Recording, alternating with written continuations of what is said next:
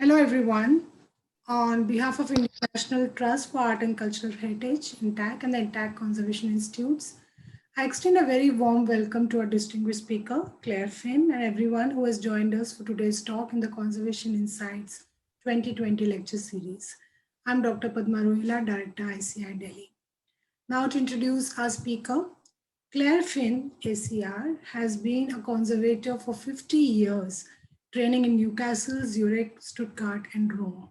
She has worked for a wide range of clients, private collectors, art dealers, and auction houses and institutions. Some well known, others less, so but all with collections they wish to preserve. She has worked as a conservator in Europe, Japan, the Philippines, and India.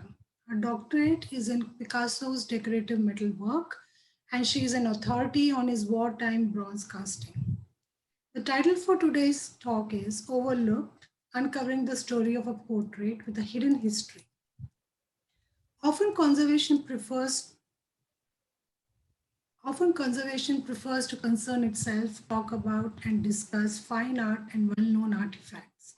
But talks concerns a much more less significant work that could well have been overlooked. Nonetheless, it contains within it a hidden story, one that touches on the religious history of kings, which in turn affected the commercial lives of more average people, in this case, artists. The talk describes not just the history, but the way in which, through scientific analysis, the story was discovered and discussed the decision making process as one uncovers hidden evidence. Before I invite Claire for the talk, may I please request all of you to mute your microphones? Please do type in your name, organization name, and email ID in the chat box, and also type in the questions. We'll be taking those right at the end of the talk. Thank you, Claire. Over to you now. Okay. Hello, I am Clare Finn, and an Indian friend recently asked me to read some chapters on a book that she's writing on the Ajanta caves to see if I could understand them, because I am not a Buddhist. So today I am going to turn the tables and to see if I can get you to understand some of our English religious history. We can see if it's a muddle at the end. There is quite a bit of history here, because I'm assuming you don't know about English history, but bear with me and we will get, you'll see how the conservation ties in with it. The painting I am going to talk about today, it's not an important one in terms of art history. It's not commissioned by a noble lord or a rich merchant. But even so, these unimportant works do have hidden histories, as you will see, and they deserve all our attention and ethical considerations that we grant to, larger, grander works of art. This painting, as I will show, has particular links in it to a turbulent period in English religious, political, and commercial history. So, here we go. This is a painting of one of our Tudor kings, Edward VI. He was the son of this chap, Henry VIII. And Henry is most famous, well, he's famous for a lot of things, but he's particularly famous for having 6 wives. There's a little mnemonic as to how he got rid of them, which was divorced, beheaded, died, divorced, beheaded, survived. Anyway, we are concerned with the first one, Catherine of Aragon, who he wanted to divorce so that he could marry this lovely lady, Anne Boleyn. At that time, almost everybody was Catholic, and in matters of religion, even if you were the King of England, you had to refer to the Pope in Rome. So to get a divorce, Henry had to ask the Pope, and the Pope said no. he was not going to give Henry a divorce. So Henry wasn't happy with this, and he told the Pope that he just didn't need him, and from then on, Henry would be head of the Church of England. And this has continued even down to today, because our present Elizabeth II is still head of the Church of England. This enabled Henry to divorce Catherine and to marry Anne. However, it ended in tears. But this change affected every single person in England, whether they were high or low born. They effectively stopped being Catholic and became Protestant. And as you can imagine, not everybody was pleased with this. And it's a matter that's still alive and kicking today in Northern and Southern Ireland. I'm giving you an incredibly simplified version of this a very difficult period in history. And if you'd like to dig deeper into the incredible complexities of Tudor history, I suggest you read some of these. It's a trilogy by Hilary Mantel, and it's won prizes. So our painting, no, hang on, go backwards. Our painting is owned by Guy's and St Thomas's Hospital Charity, that look after the art that the two hospitals own. The Hospital of St Thomas's has its origins in the 12th century, when it was run by a mixed order of Augustinian monks and nuns. However, in 1540, Henry VIII closed many of the monasteries, and this was known as the dissolution of the monasteries, and St Thomas's Hospital was among them. It was closed down. However, Henry died shortly afterwards in 1547, and his son Edward, the subject of our portrait, came to the throne. Then in the early 1550s, it rather depends on who you reading, which account you take, either in 1551, 52, or the rather precisely dated 26th of June, 1553. The City of London obtained a charter from Edward to reopen St Thomas's Hospital. And here's St Thomas's down here, and this is the Thames. And the hospital has occupied the same site for more than 6 centuries. Here's another of it. Just after Guy's Hospital, which not quite on the same site, but next door, was founded. Guy's was founded in 1721 due to the philanthropy of a bookseller called Thomas Guy. Anyway, so St Thomas's has a very good reason for having a portrait of Edward VI. But they seem not to have acquired our portrait until the 20th century. They have no records, and they only started cataloguing the art collection in this century. That's the 21st century. They recorded the painting on their database in 2002, and then it was promptly lost until 2012, when it was discovered in a strong room. So if you're ever wondering why you document things, the treatments you carry out or the decisions you do or do not make, when you come across gaps in the records like this, then you know why. Even if you can't find the painting, you do know it exists because you documented it. So when it was found, Guy's and St Thomas's realized that this was the painting missing from their catalogue. but they had at this point no other information on it at all. It was quite dirty. This is the way it came to me. Um, and it came to me to be considered to examine and clean. Um, and I was asked if I could see if I could uncover any of its history. I am often asked to research paintings, but most of the time you find almost nothing. But in this case, the painting did gradually reveal its secrets. So I'm going to tell you its story chronologically, which is not the way we uncovered it. First of all, it is a copy.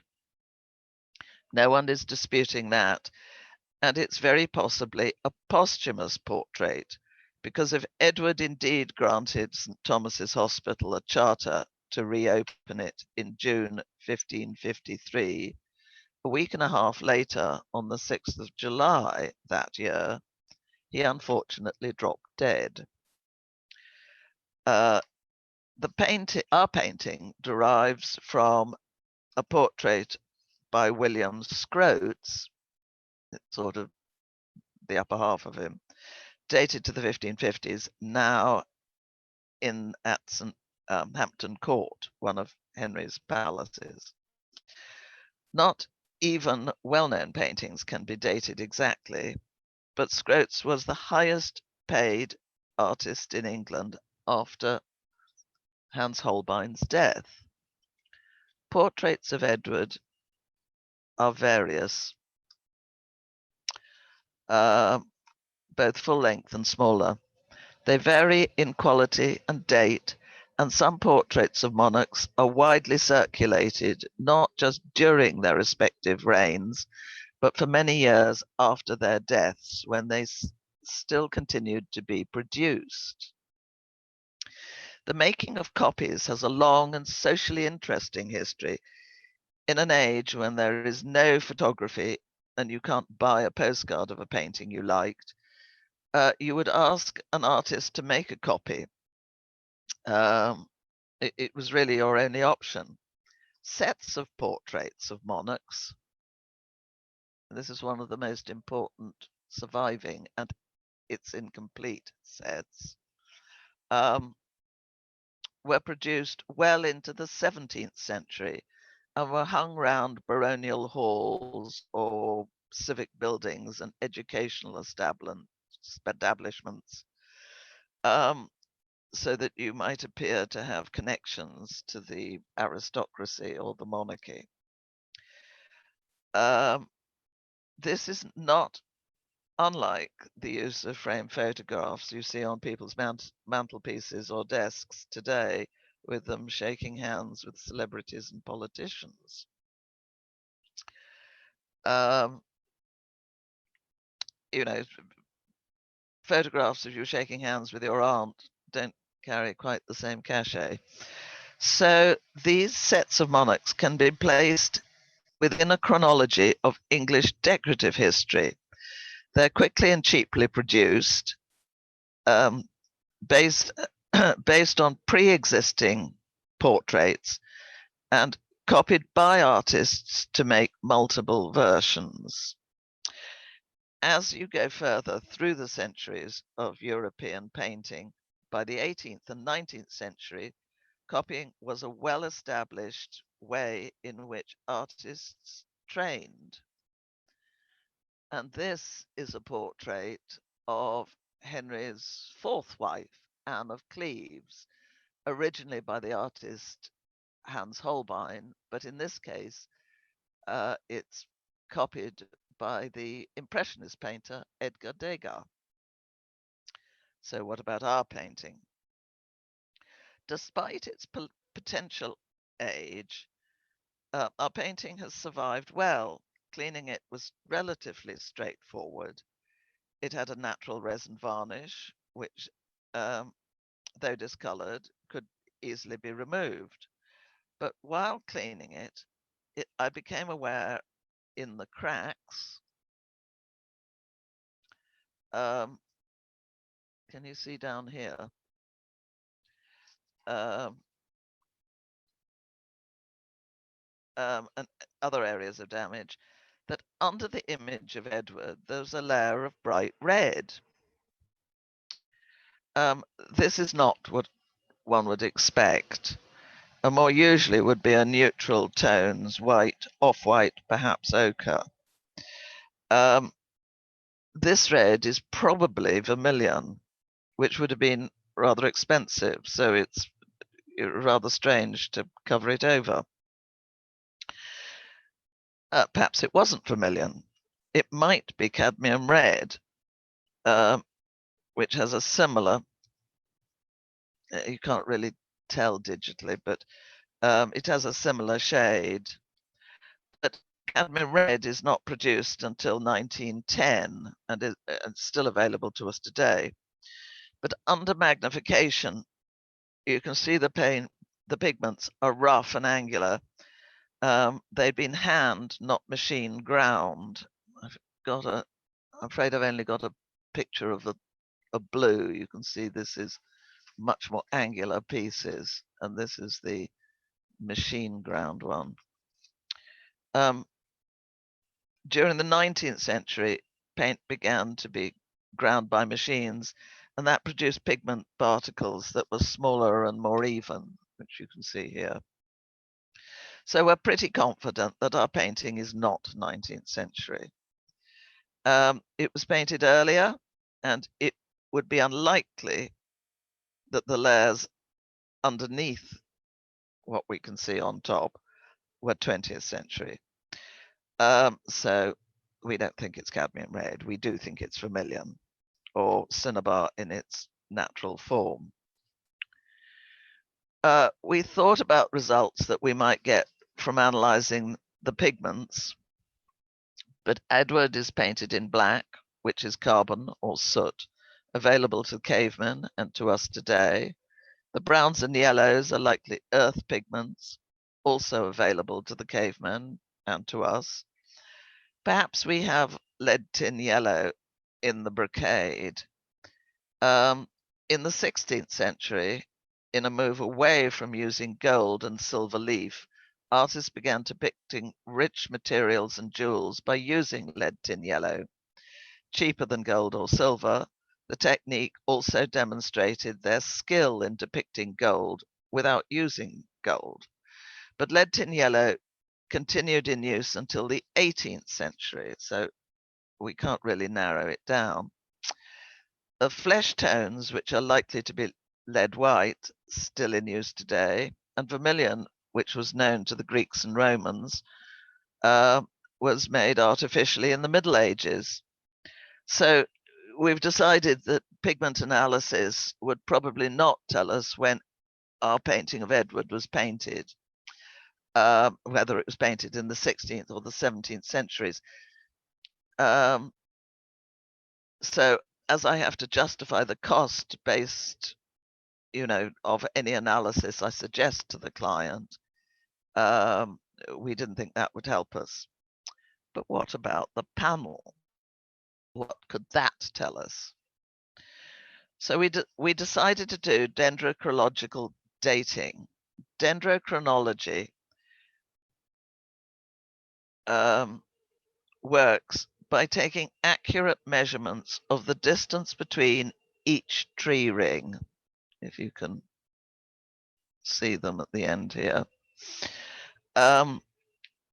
With these measurements, one is able to construct a graph, and each year the weather subtly different, has subtly different seasonal variations, and these variations affect the growth rate of trees and plants. In turn, the width and distance between each tree ring. These variations have been studied and collated to produce master graphs. The graph of our panel was compared against these master graphs, and the back of the panel was also examined. This gave us the following information. From the 14th to the mid 17th century, there was an extensive trade in oak planks from the eastern Baltic. oh, sorry, the back of our panel here. See, it's this side is wider than that side.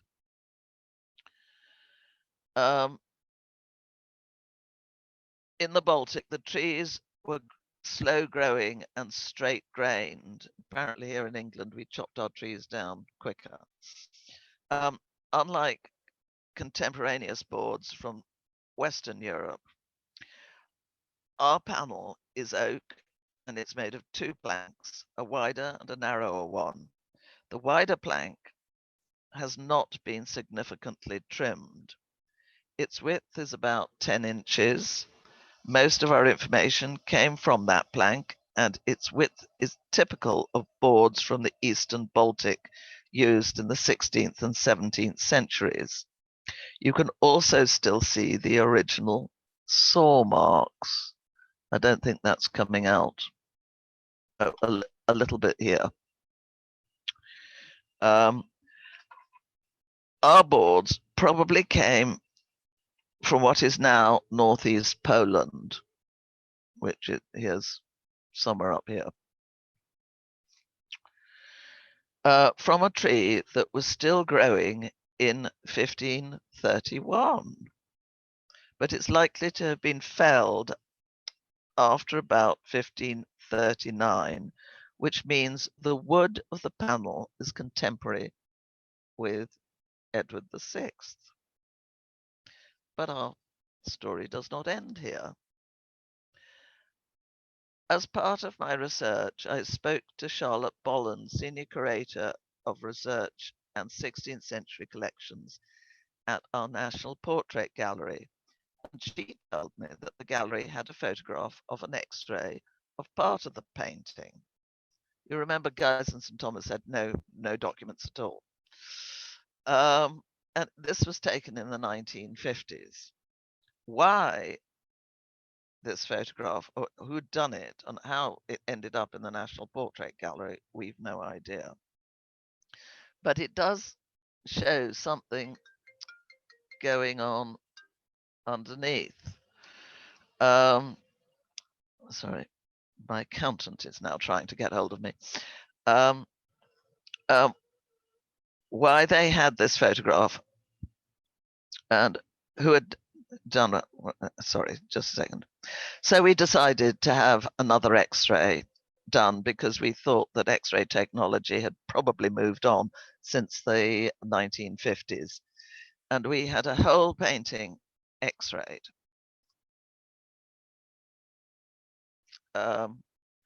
This is a particularly complex X-ray, but if you swing it sideways and you increase the contrast, you start to see there's a table and there are people serving it. We don't know at all what this might be. It's likely to be a subject like Abraham's feast for the weaning of Isaac or Salome dancing for Herod. Why was it painted over? This takes us back to our bit of English history that began with Henry VIII leaving the Church of Rome and effectively making England Protestant. As we've said, Henry died in 1547 and was succeeded by his son Edward VI, who was also a Protestant. But then he died and he was succeeded by his half-sister Mary, Catherine of Aragon's daughter, the first wife. And she was Catholic, so she took the entire country back to being Catholic. But she died in 1558 and was followed by her half-sister, Elizabeth I, daughter of Anne Boleyn. And then the entire country became Protestant again. She died in 1603. By the late 1500s, this complex politics of these religious changes meant that it was frowned upon to display religious images in certain situations. So if you were an artist, you didn't sit and wait for somebody rich and well connected to commission you to paint something. You had a living to earn. So artists originally would make paintings of subject that they hoped would be popular and could sell to passing trade. Such paintings were often of religious images, and now with all these political in and out of the government, as it were, um, you had a stock of them that you found you couldn't sell. So they were painted over, and more popular subjects, such as monarchs, um, and the National Portrait Gallery has a portrait of Elizabeth I's Protestant spymaster and Secretary of State, Sir Francis Walsingham, which has been painted over. It's terribly difficult to see, um, but it's painted over an earlier image of a Virgin and Child. As we've said, Tudor monarchs were a very popular subject. Such decorative paintings could be made quite swiftly by artist workshops who could produce batches at a time when it was thought the overall size of our panel would, sorry, um, they would be produced in batches, and it was thought that the overall size of our panel would make it a likely candidate for being such a set, or from such a set. So this may take our painting of Edward to the 1580s or later.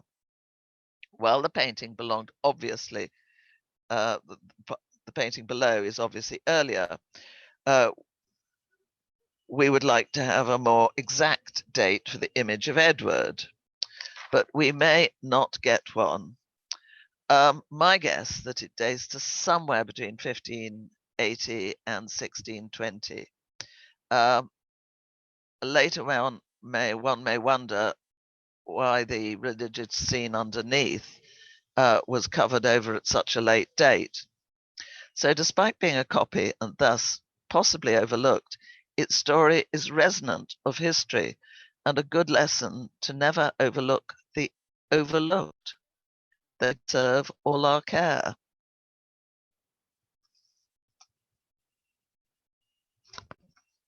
If you've got any questions for me. You're stunned to silence, I think, after all that complicated history. Thank you. Yes. Thank you, Claire. Are there any questions? I think people were just waiting for a little bit more to come. And as you rightly said, maybe we all are stunned. Yeah, because it really is a very complicated period in history, and it was, quite a joy really to find this little, it's all of, hang on, it's about a foot by, it's not big at all, and it just, you suddenly discover that it has hidden in it this exact time of our history. We do have one question. The question Oh, is, how are pigment samples separated from adhesives for analyzing their particle sorry, could characteristics? you say that to me again? How are pigment samples separated from adhesives to analyze their particle characteristics? How do we look at them under the microscope, or how do we take them? Yeah. I mean, once in order to analyze them, how do you separate the adhesive part, the binder part from them? Maybe that's the question. Oh, well, I employ somebody else to do it for me, I have to say. But they take absolutely microscopic little, I'll say chip, but it gives you too big a picture. And they're taken from the edges of damages. You don't go suddenly stabbing into the middle of undamaged painting. And then they're set on slides. Shall we go, if I can go backwards to this rather out of focus one, that's not set it, that'll be loose pigment. But you analyze them often on a microscope slide, or they're set in resin if you want to see the layer structure and polished. I should perhaps talk to you about the last thing we did was to frame it, and I know that this is different from the way you would frame it in India. Many years ago, I was asked by a small museum that had two larger panel paintings, and they wanted microclimate boxes with silica gel and carbon activated cloth in them. And I did a costing, and small museums have very little budgets. And it ended up being something like £1,000 just for the materials without the labor cost, of putting it all together and building up the back and so on. And okay, so that would be 500 per painting, but it was just, you can't turn around to a small museum and say, it's an extra four-figure sum. So fortunately, there has been some more research, and we decided to go for a lesser specification. We, as it was, sealed the painting in between low reflective glass and a backboard, obviously neither touching the painting, so that the air exchange was slower. Now, I know I have worked in India, but never in the monsoon season. And I know you can't do that. And Padma has told me that you put barriers on the walls, but it's really quite important. Although this panel was not moving, and you don't want to restrain it so that if it wants to move due to the fluctuations in the environment, it can't, because if you do that, it sort of rebels and it pushes the paint off.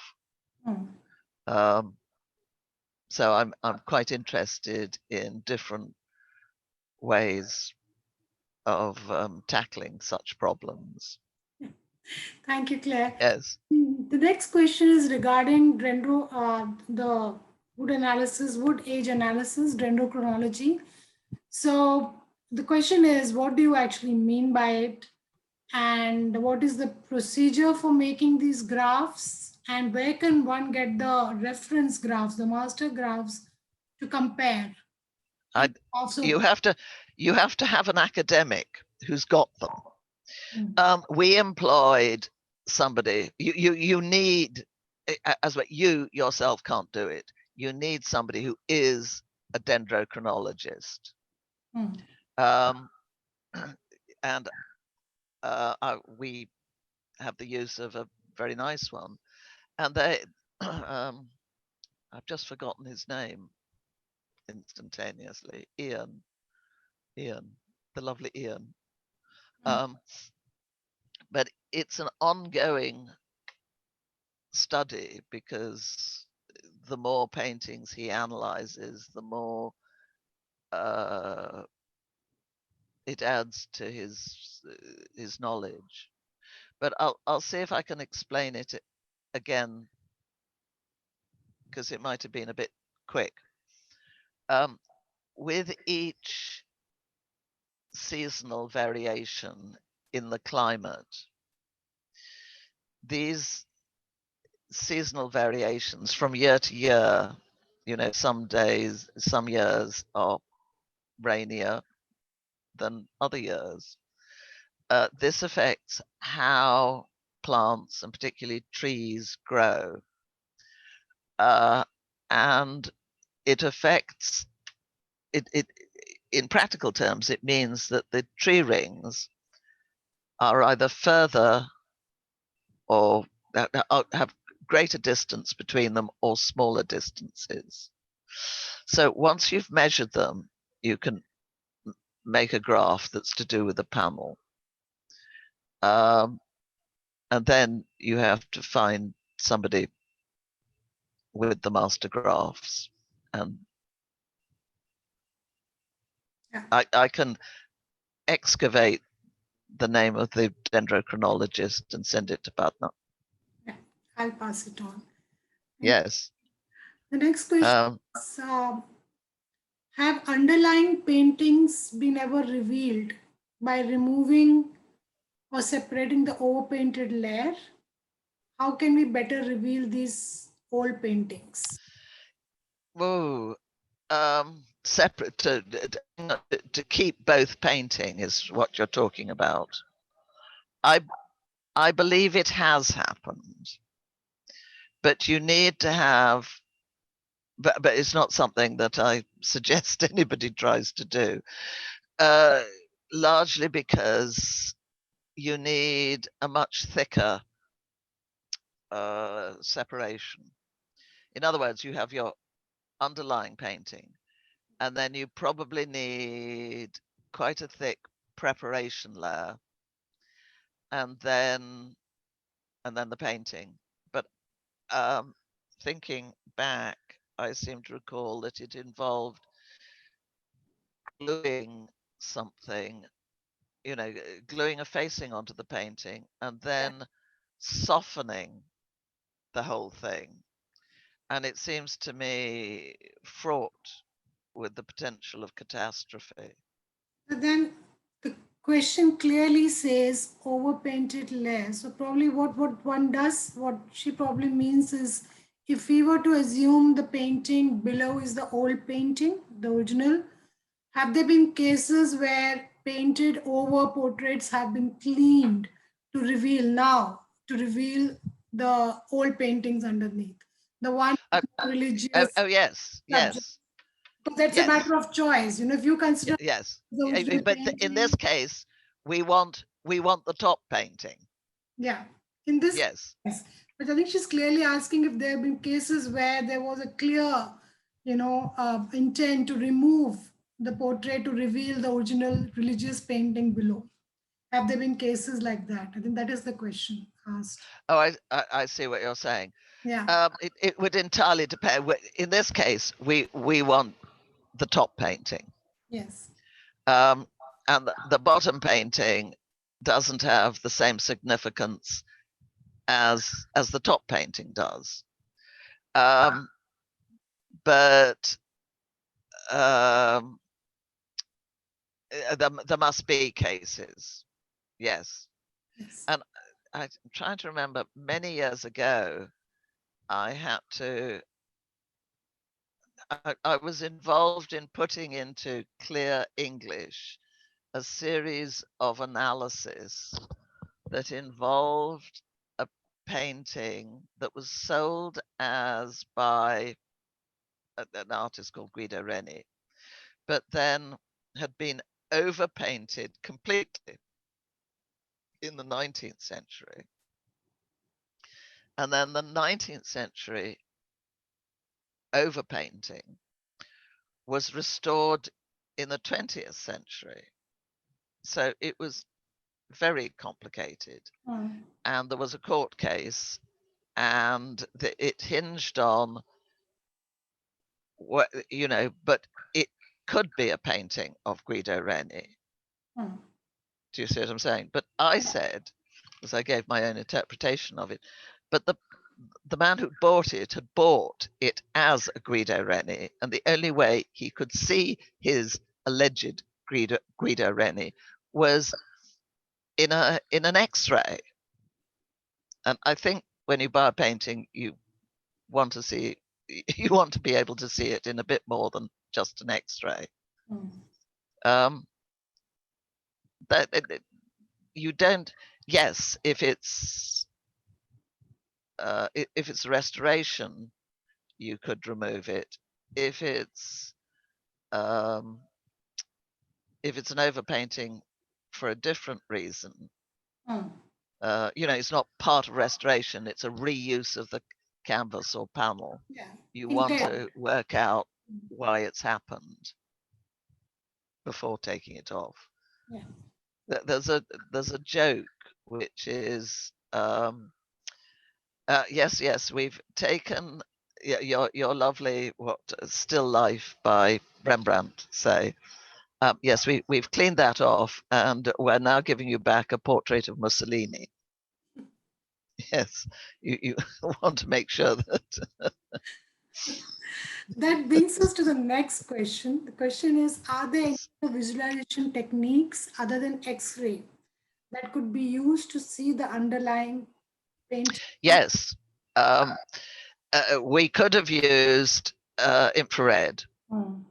Um, and again, this is and when we chose X-ray, I discussed it with we had a choice of the two because I have to justify each time I'm spending the client's money. And they thought that if we, because of the vermilion there, the infrared would not go through. But we could have used Mm. infrared. Um, and in America, they're developing all sorts of wonderful um, techniques, and which are well beyond my ken. But first of all, I don't think that they're available. Perhaps in the National Gallery, um, and it would take quite something to persuade them to do any of this on this little painting. Mm. Yeah, I mean, this is one of the. Um, I gave this talk to a series of students, and they were most upset that we hadn't done chemical analysis. And they said, "Isn't it a shame you can't do all the chemical analysis that you want?" And the idea that when you start going out there and working, you have to actually justify the way you spend people's money is you have to do quite a bit of thinking about it. Um, and uh, scientific analysis can be much more expensive than just the conservation work. Yes. Any other questions? Please do type them very quickly. I don't see any. Yeah, the next question. Could you please explain where the vermilion was found? Was the ground of the painting, top painting itself tinted with vermilion? This is why I No, said you chose no. this. Think of it as a sandwich. Hmm. The vermilion, yeah, everything you see here is in, how can you say, the top paint layer. The vermilion was underneath that, and there seemed to be, there may have been a thin layer of preparation to Hmm. block out, but there was very little preparation layer. So again, if we go back, whoops, there we go, backwards. Now it's just sheer chance that I've managed to find um, a painting of the Dance of Salome that's got a red carpet on it. Hmm. But if you can imagine, and then Edward's head is up here, and I think this way is our, yeah. Maybe this is one of Salome's veils. I don't know. You don't know the story of Salome, I'm assuming. I don't. Um, well, she danced for her father-in-law, and she did a famous dance of the seven veils. I assume it meant she took a veil off every time. So perhaps this is one of her veils. Yes. Yes. Um, So, and the vermilion is in the painting, as it were, that you can't see. hmm. Does that make it any clearer? Yeah. Okay. Thank you is what Anjali is saying. So Yes, in the majority of the painting as a background, there was vermilion. That was a reason why infrared yes, was not chosen. Any yes. questions? Please do type them down. Uh, no, no more questions. Thank That's you. okay. I think this was one of those interesting talks where, as you rightly said, one has to look at things very carefully and look for clues that related to the history Yes. of the It's times. That, really, I really want to emphasize how rare it is that you'll get a painting that, how can you say, with research reveals its history like this. It's and that we find is really old. Thank you, Claire. Yeah. Thank you so much for the presentation. Thank you everyone for joining us. Okay. A lot of I'll thank see what yous. my accountant wants. Yeah. Thank you. Have a nice day. Yeah. Okay. Everyone. Bye. Bye.